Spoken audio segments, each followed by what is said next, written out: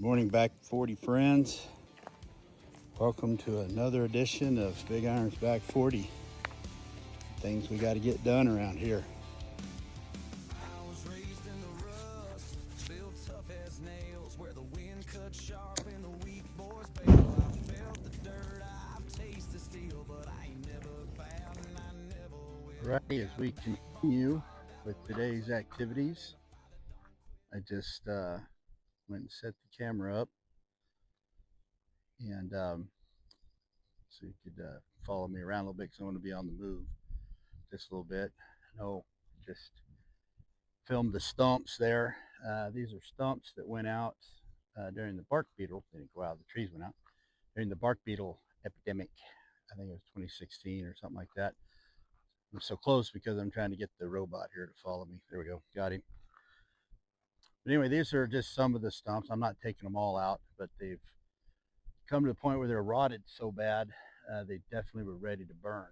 And so if you can see over here, which you should be able to, we got 1, 2, 3, 4, 5, 6, looks like 7, 1, 2, 3, 4. Yeah, I think 7 stumps going. And those things will burn, I bet, for several days. I can already see where they're starting to burn under the ground, the root system. And so sometimes you got to be careful about that because now the ground will have a void under it and it'll start falling in, which is what I want. I want it to fill in at some point. Last week's towing episode of getting this Nissan back from the south side of Mosquito Bridge. And we got her set up here in the shop. And I'm getting ready to start pulling out this distributor and start trying to dial that in here in just a minute. And kind of waiting on Derek to get here so he can give me a hand. And he's pretty good mechanically. So in the meantime, I've just been doing some other little odds and ends projects here today. And just like usual, I get rolling and I forget to set the camera up and have you join me and be a part of the process. And so I'm actually going to start a little fire here in this can like I have been. Oh man, we had quite a bit of rain this week, which we knew it was coming, but everybody just kind of thought it was going to be sprinkly. It ended up being, we got a good amount of rain, so all my stuff's wet. And it's not cold, but it is definitely a little chilly. And I already put up all the firewood for starting fires in the house. And we've already transitioned the wood stove area over to where the plants go and everything else. So we're not going to move all that to start a fire, but man, I sure felt like we could have used one last night. Oh man. Well, I ran out of gasoline. Normally I keep a good amount on here. So I guess I thought paint thinner was a little more flammable than it is. And I'm using it because it's kind of wet right now. There we go. Let's see what that does. And apparently paint thinner is not flammable like I thought it was. It says caution, combustible. Keep away from flame. There we go. Starting to go a little bit. Anyway, I like having this here because you do get some heat in this area when we're working. And also I got a bunch of wood over there, old firewood I need to burn off in a burn pile. And so I'm just using that to slowly burn this off, this wood. And that was a job I did, oh man, at least 5 years ago, maybe. That's longer than that. And guy, same thing, a lot of bark beetle kill on his property. And he ended up, hey, we got the mail. There they are. And he hired me to get the trees out of there. And there was a bunch. I can't remember how much we ended up hauling out of there, but a lot. And had the tractor. And I think there's one video actually.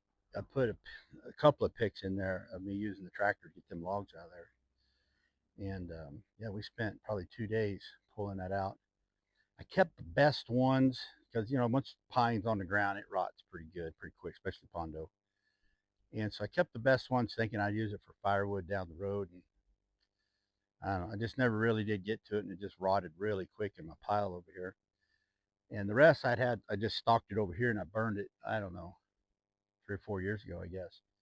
So I guess more of that story is I'm still working on this job that I did 5, 6 years ago, burning that stuff off. He paid me well for it. I'm not complaining. I got a good I got a good paycheck off of it, and it wasn't that hard of work. Shelly helped me out, and I think Derek, he was a little younger, he helped out on that one. By the way, uh, Sears, everything got wet. This part sticking out from the fire rain. Uh, Shelly is the only employee of Sears Land Management that dictates her wages. So a lot of years, I had the kids and her just helping out around here when I was getting ready to do jobs, and they weren't getting paid free labor, right? Well, I think she'd had enough. And so I've always had a couple of guys working for me for my business.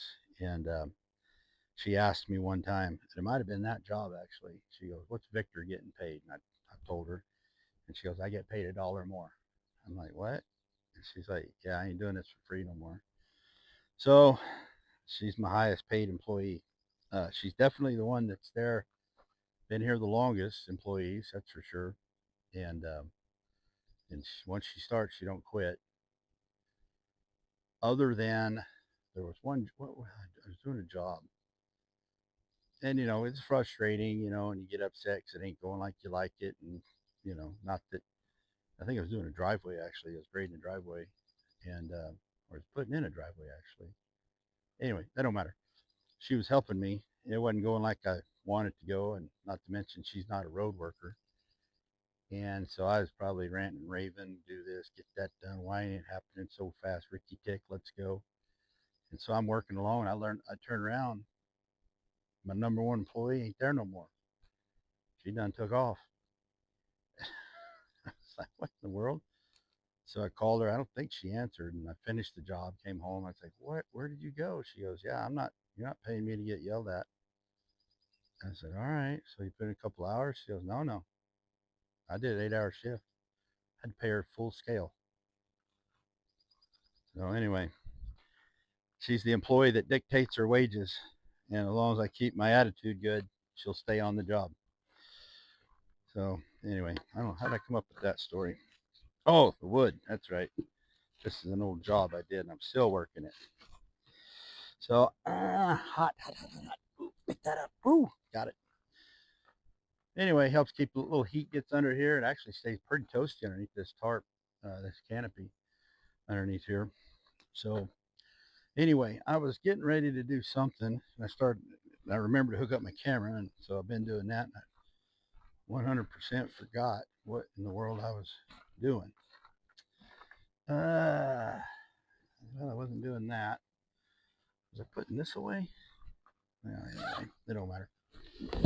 I'll start doing something different. Got some drinks here to keep the thirst quenched while we work on this truck here in a minute, here in a little bit. So I'm in the shop here, the office, my shed. I'm gonna throw a couple of these in the little ice box I got here, get them cooled off so they're ready to go for consumption. And no, it's not alcohol. I don't drink. There's no alcohol, but I do like a good Celsius. Tastes pretty good. So I got some of these here. But that's good enough. We'll put that right there.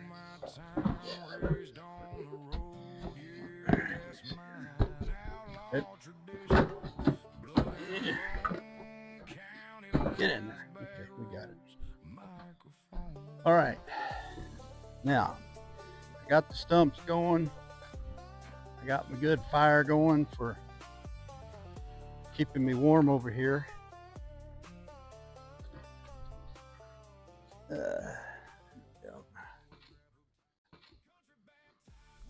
And then I think maybe I'll start pulling that distributor out. Let me walk over here real quick and grab a couple quick things, and I'll be right back. Um, yeah, I'll be right back.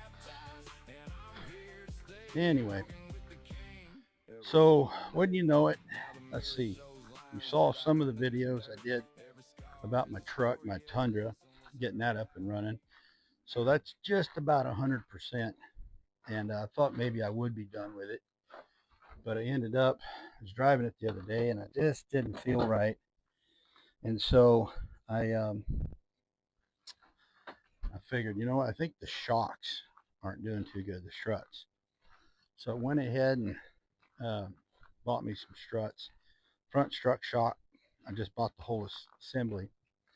Then I got the rear, which are just the gas tube shocks. And so um,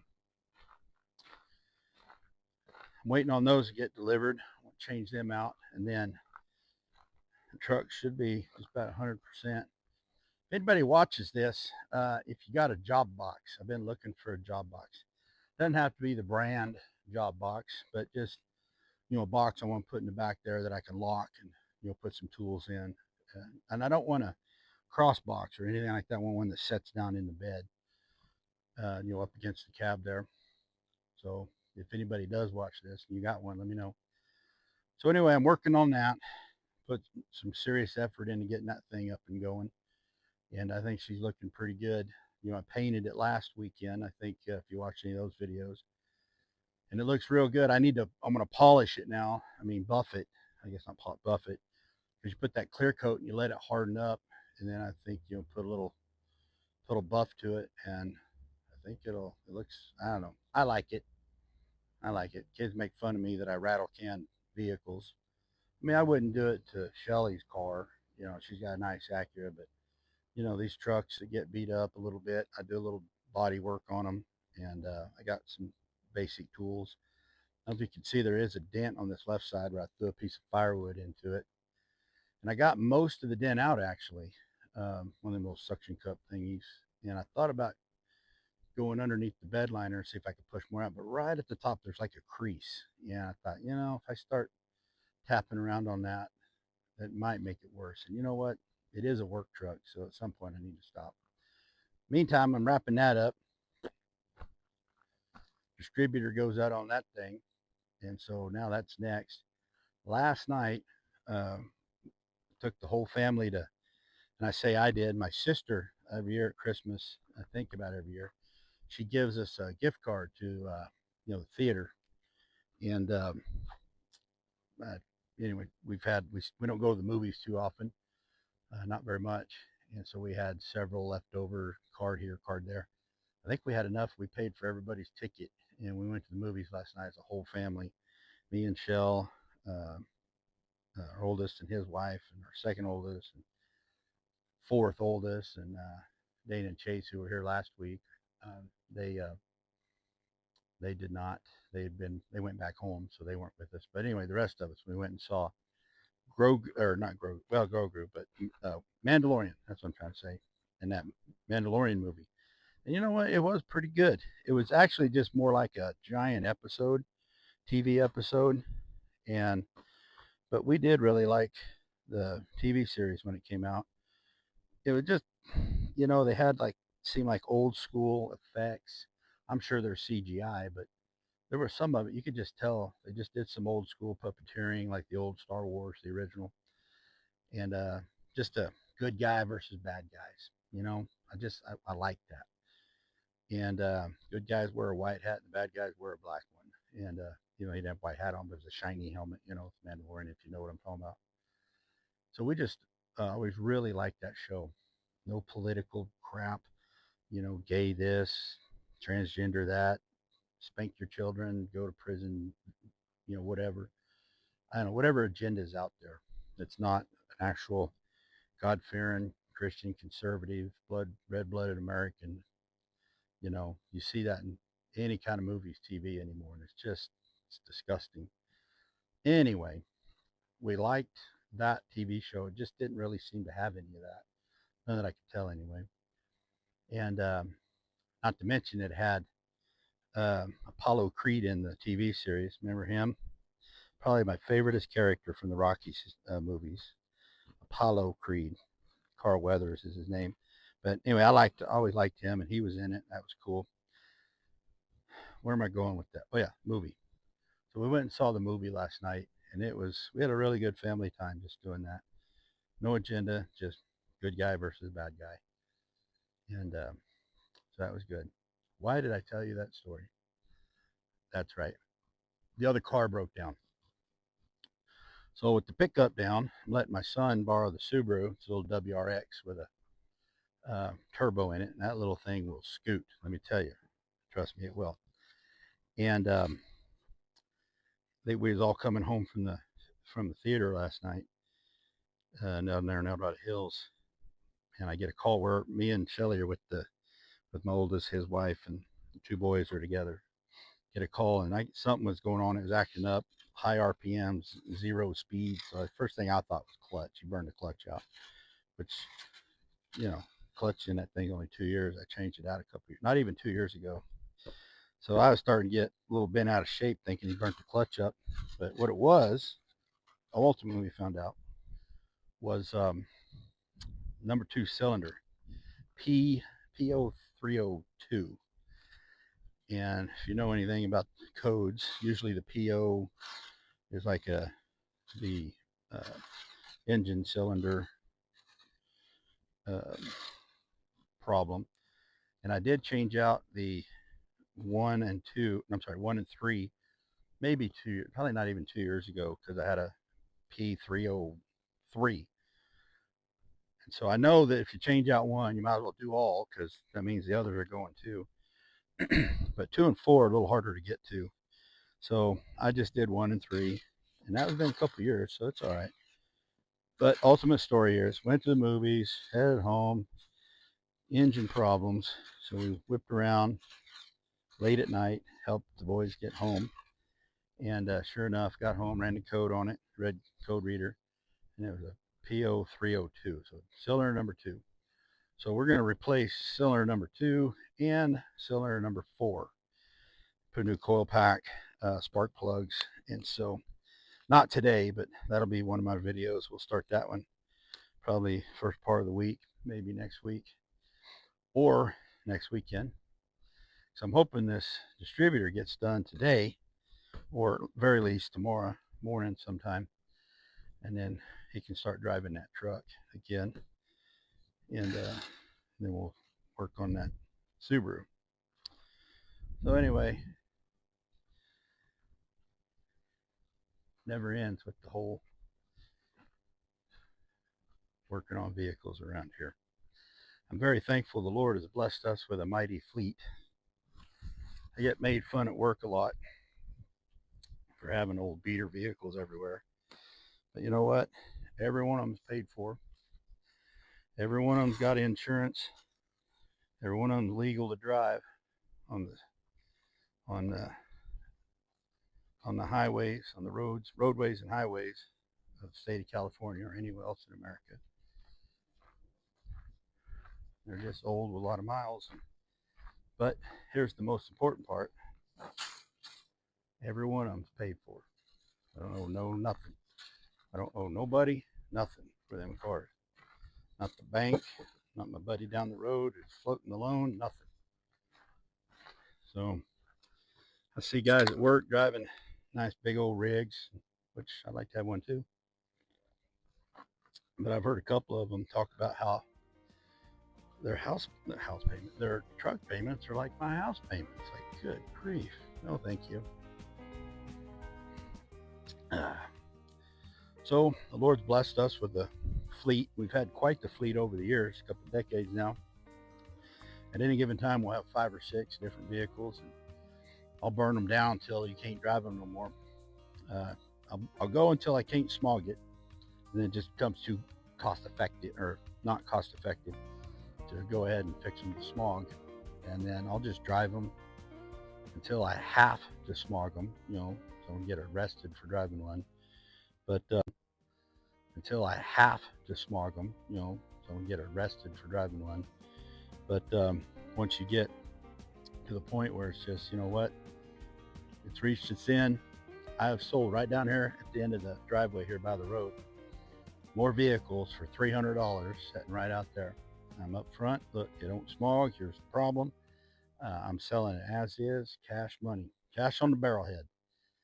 And I've sold every one of them. There's been a couple that have donated because you can do that to different agencies or whatever, Father Mulcahy's, Orphan Children Fund or something like that. And you get a tax break. And so I've done that a number of times. And, and like I said, you get the tax break on it, which I don't know if I get my money back or not, but I feel I do because I drive it till you can't drive no more. So, and I'll keep working on them until, like I said, till it's just too expensive for the condition and just move on. And every time that happens, we get rid of one for some reason, and I don't know, the Lord just plops another one right in our lap. Like, it's not that I got them for free. I have gotten a few cars for free, and then just did some work on them, get them up and running, and drive them till I can't. Like this Nissan right here, I got it. I was deer hunting, and the fella's land I was hunting on, it was out behind the barn in the pasture, and it was just a storage shed. There was boxes in it. The back was full, dirt and leaves all over it. And I got to looking, no dents, decent. At least the body looked straight. Paint job ain't too bad.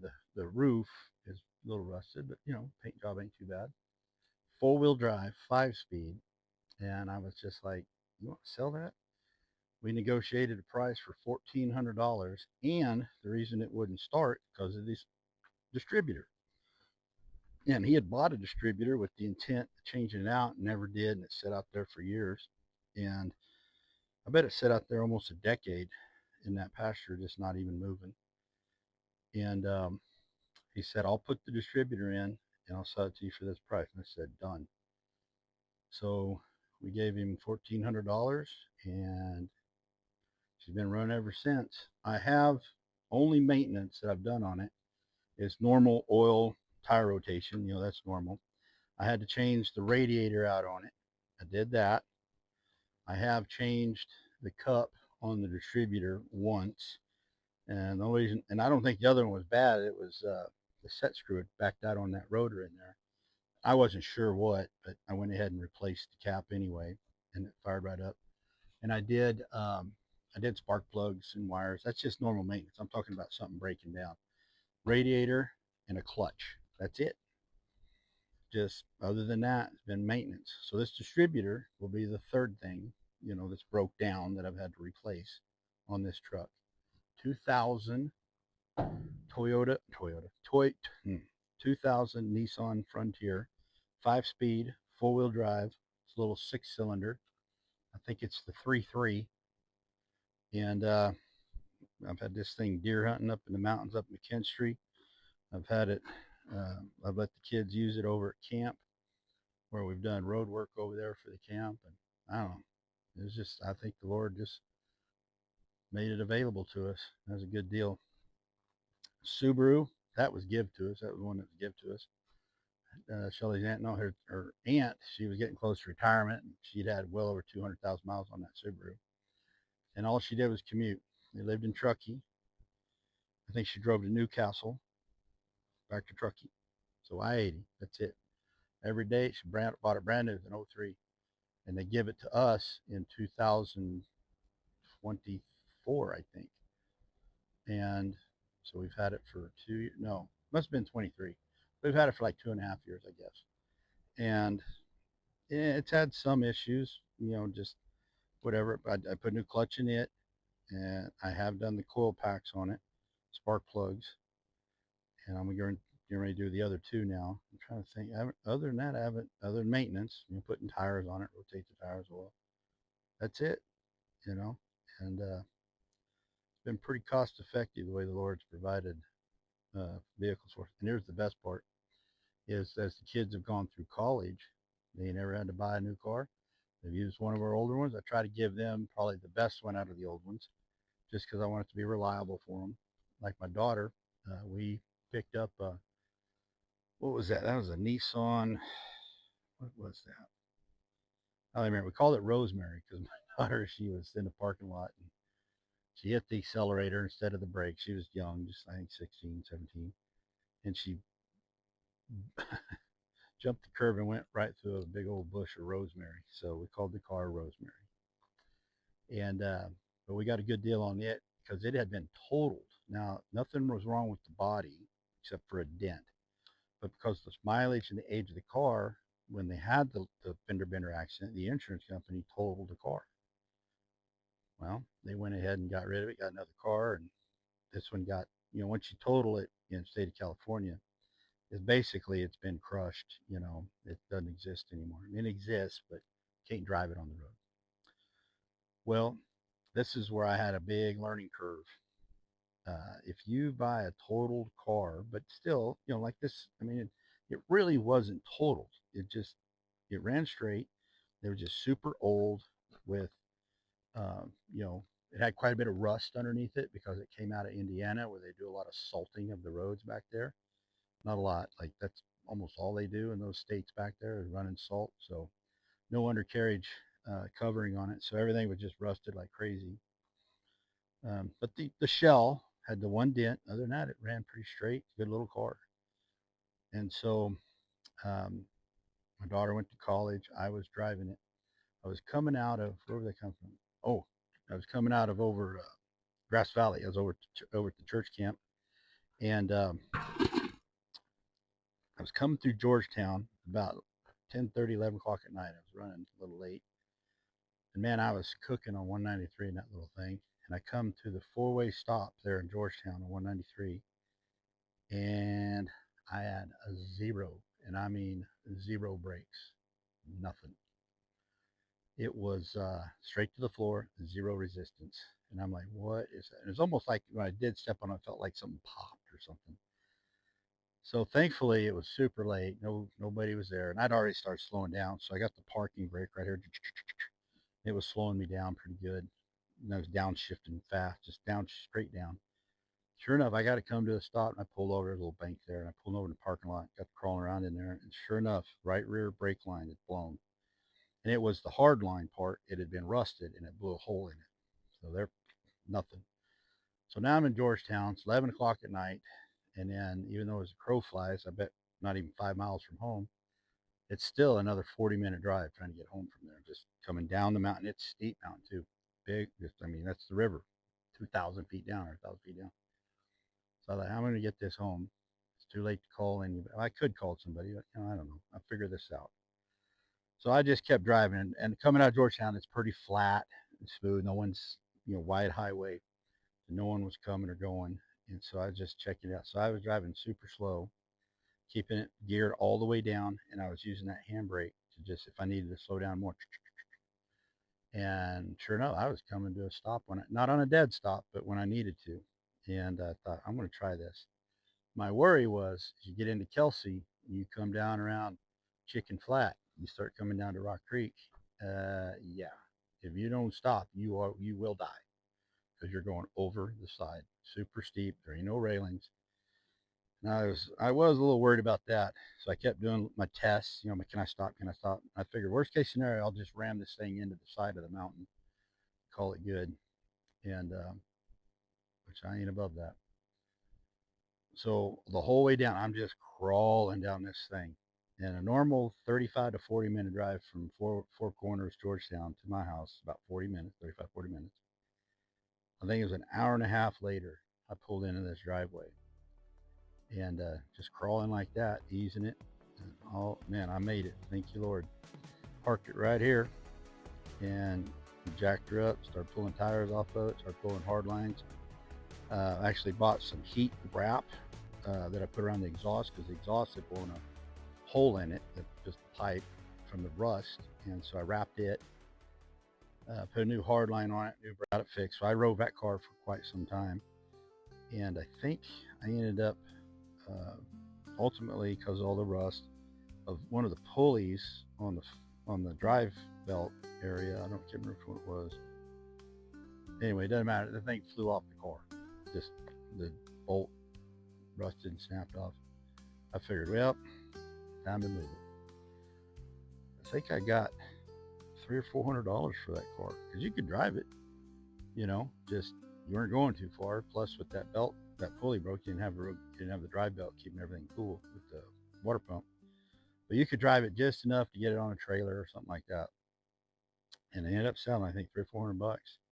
And what the guy did, I think what he ended up doing, he actually put some effort and work into it, some money, got it back up and running. I think they were going to donate it to somebody, so they had a car that functioned. And so we went and we looked all over it, and I showed him everything that I'd done, everything I think is wrong. And I think I ended up giving it for 300. I wanted five. They gave me 300 bucks. I thought, well, they're doing a good thing here, so we did it.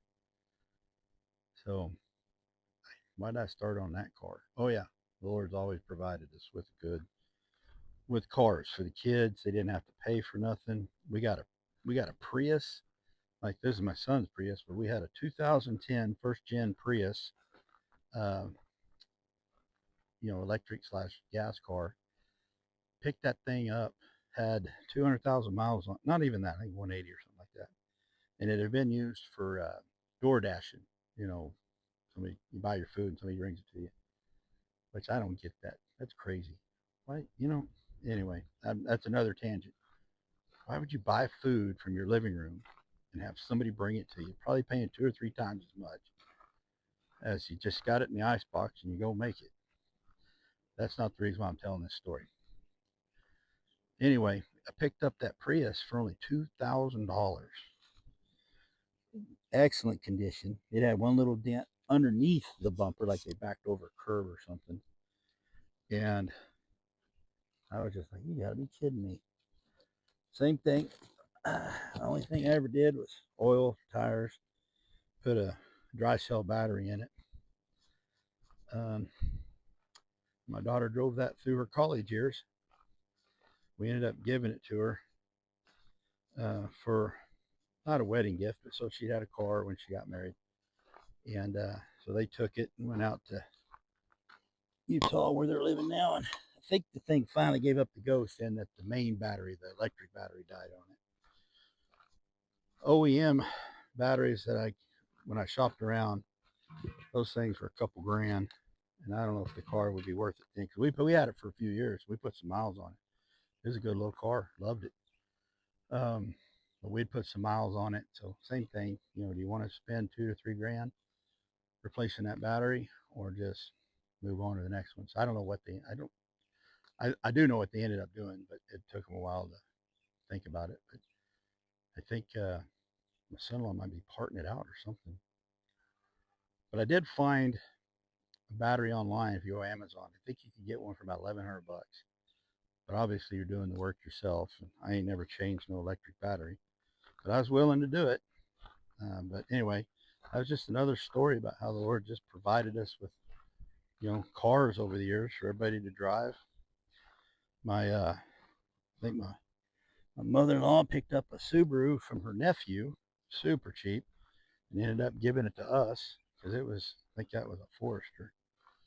And that was a good car for a lot of years for us. Sold it for about 300 bucks. Same thing, just a lot of miles. Put some effort into it, keep it running, did the maintenance. That just got to the point where you assess whether or not it's worth it to um, keep it going. And same thing, I think I sold it for 300 or 400 bucks.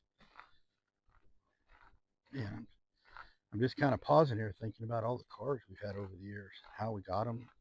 A couple of minivans. Turned those minivans into my business. I hauled a lot of firewood and them things. Obviously not when we were using them as family vehicle, but once we moved them on, kept them and took the seats out. You get quite a bit in those things, believe it or not.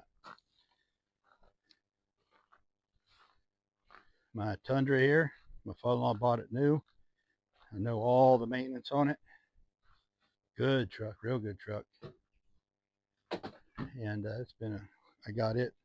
They gave me the son-in-law deal. It was a good deal. Well, just like usual, I was hoping to do a little stump burning. And changing out this distributor with you, but I ain't got no clue how long I've been talking. But I guess today's episode is about how the Lord has blessed the Sears family with with a plethora of vehicles. Remember plethora and Three Amigos? Would you say I have a plethora of pinatas? I watched that movie here about a year ago. It's still funny. So I don't know. I'll stop the video now. I don't know if I'll sign off just yet, but I know I got plenty of stories I just told, and I'll let you guys have a rest. And I'm actually going to probably start wrenching a little bit here. So my son should be home hopefully soon. Give me a hand, start getting this uh, cylinder to top dead center and get this thing changed out. Alrighty, well, I won't sign off just yet. I'll wait till a little later in case I come up with something else. But I bet tomorrow if I do another little video of whatever it is we're going to talk and do about, I bet these little stumps here will still be burning. I just want the ones out front here in the yard. Eventually, I want to scrape this down so it's okay level. I mean, it already is, but kind of get the rocks and stuff out of here. And I don't know about putting in a lawn, but, kind of getting it back, kind of decent front yard area. Then we got the front pasture. And then we got the back 40, back in the woods here. And then like all that's just Forest Service back in there. If you watched my dirt bike riding last weekend, or maybe it's 2 weeks ago now, I can't recall. That's all that is. From here north is Quintet, and then from there east there's nothing. I call it the frontier. There's no other communities, no other towns. There's Uncle Tom's cabin up there. There's no communities or nothing like that. That's just some dudes that live up in the mountains. Own a little restaurant actually. I think you can get burgers up there still. I don't recall. It's been a long time since I've been by there. But anyway, I call it the frontier. That's our playground. That's the back 40. And if you saw one of my earlier videos where we got the bridge I did, that's what saddens me. That bridge is going to open this place up because it's not all forest. There's a lot of private land, but it's still forest, and Sierra Pacific Industries, they start selling off all their logging land that they don't log no more. Oh my word. They'll put in subdivisions up in these mountains. Ugh. I don't mean to be a Debbie Downer here at the end of this part, but we moved on top of this mountain we're standing on right here.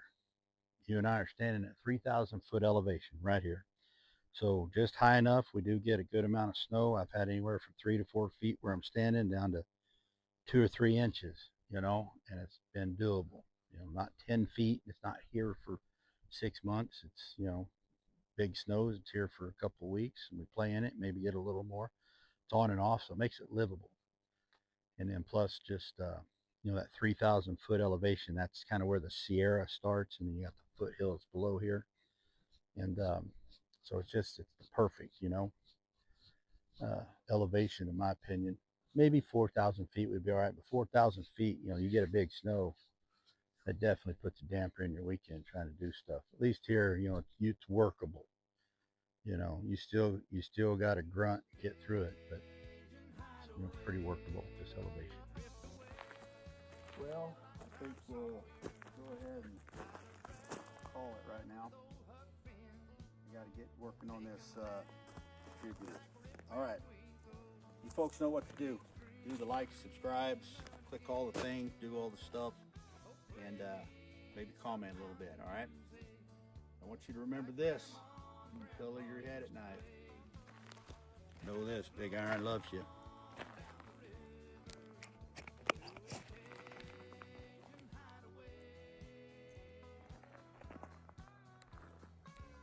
Gotta go to work. Good night.